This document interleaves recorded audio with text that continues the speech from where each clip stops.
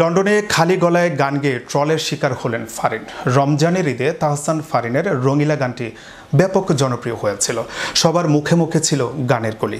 এবার একই গান বেসুরে গাওয়ার কারণে সমালোচনার মুখে পড়লেন ফারিন। বিস্তারিত থাকছে ডেস্ক রিপোর্টে।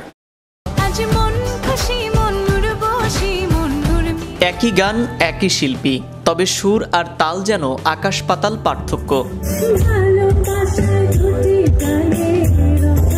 রমজানের ঈদে তাহসান ফারিনের রঙ্গিলা গানটি ব্যাপক জনপ্রিয় হয়েছিল। সবার মুখে মুখে ছিল গানের কলি। ম্যাগাজিন, অনুষ্ঠান ইত্যাদিতে স্টেজ মাতিয়েছিলেন জনপ্রিয় এই জুটি। তবে যেই গানে প্রশংসা পেয়েছিলেন ফারিন, সেই গানেই আবার ট্রোলের শিকার হতে দেখা গেছে তাকে।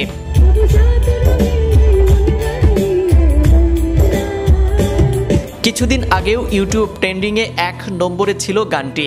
রেকর্ড পরিমাণ ভিউ পায় গানের ভিডিও। এবার সেই গানটি লন্ডনের একটি মঞ্চে গাইতে দেখা গেল ফারিনকে। যে ভিডিওটি ছড়িয়ে পড়েছে সামাজিক যোগাযোগ মাধ্যমে, তাতে দেখা গেছে মঞ্চে গানটি গাইতে গিয়ে যেন খেই হারিয়ে ফেলছেন তিনি। যেই গান প্রচারের পর প্রশংসায় ভাসছেন মঞ্চে, সেই গান বেসুরে গাওয়ার কারণে সমালোচনার মুখে পড়েছেন ফারিন।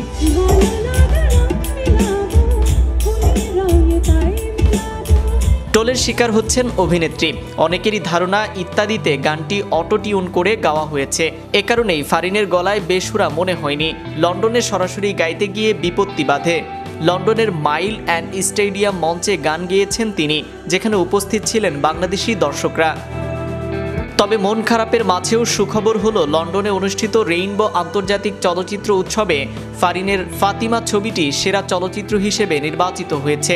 অন্যদিকে বাংলাদেশের জনপ্রিয় অভিনেতা ও গায়ক তাহসান খান, সেই তাহসানই আক্রান্ত হয়েছেন এক জটিল রোগে। খবর অনুযায়ী এই রোগে আক্রান্ত হওয়ায় ক্ষতিগ্রস্ত হয়েছে তার কণ্ঠনালী। জানা গিয়েছে এই রোগের ফলে তিনি হয়তো কখনোই আর গান গাইতে পারবেন না, কণ্ঠস্বর হারাতে পারেন তিনি। সম্প্রতি এক সাক্ষাৎকারে তাহসান নিজেই জানান এই রোগে আক্রান্ত হবার কথা। তাহসান জানিয়েছে, কণ্ঠনালীর হেটেরোটোপিয়া নামে একটি রোগে ভুগছেন তিনি।